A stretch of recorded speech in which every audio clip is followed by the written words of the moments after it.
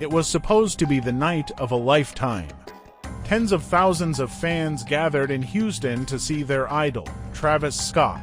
Music, lights, energy, but by the end of the night, people were screaming, people were gasping for air, and people were dying. 10 lives lost, hundreds injured, and a global icon's career hanging in the balance. What really happened at Astroworld? Was it a tragic accident? Or a disaster that could have been stopped if someone just listened? This is the story of the night music turned into mayhem and how it might haunt Travis Scott forever. It was November 5th, 2021, Houston, Texas, Travis Scott's hometown. His third Astroworld Festival sold out. 50,000 fans packed into NRG Park. Many had waited months, some camped overnight. The stage design, massive. The mood, electric. This wasn't just a concert, it was a spiritual experience for die-hard fans. But behind the excitement, warnings were already starting to appear. Hours before Travis even hit the stage, things were already spiraling. Fans rushed to the gates, barricades were trampled. Security was overwhelmed, videos surfaced of people screaming, climbing fences, begging staff to control the chaos. Medical staff, undertrained, under-equipped, outnumbered, but the show went on. As the sun set, the crowd swelled tighter.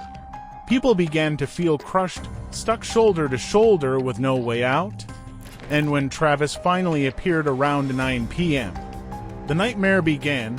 The bass dropped, the lights flared, and the crowd surged forward. Thousands pressed toward the stage. But the people in the middle couldn't move. Some couldn't breathe, some collapsed. Some were literally being trampled. It became a human wave of suffocation. One fan described it as being buried alive standing up. People screamed for help. Others tried climbing platforms, shouting at cameramen, "Stop the show." People are dying, but the music kept playing. Travis, he paused once or twice, but then continued. At one point, he even asked the crowd to make the ground shake. For some, that moment wasn't hype, it was horror. 10 lives were lost that night, the youngest. 9-year-old Ezra Blount. He was on his father's shoulders when the crowd surge knocked them both down. Ezra was trampled. He later died in the hospital. Other victims ranged from teenagers to young adults in their 20s, bright futures, dreams gone in minutes. Hundreds more were injured, broken bones, brain damage, PTSD. For many survivors, the trauma wasn't just physical, it was psychological, nightmares, guilt, anxiety, and a burning question: why didn't anyone stop it?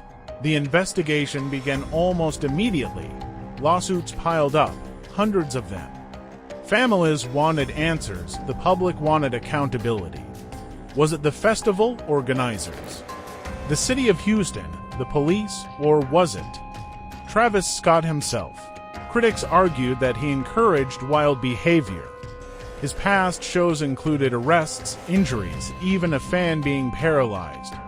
In one 2015 performance, he told fans to ignore security and rage. And at Astroworld 2021, he performed for nearly 40 minutes after the crowd started collapsing. But Travis claimed he didn't know. He said from the stage, it looked like any other high-energy show. In an interview with Charlemagne the God, he said, "I would have stopped the show if I'd known people were in danger."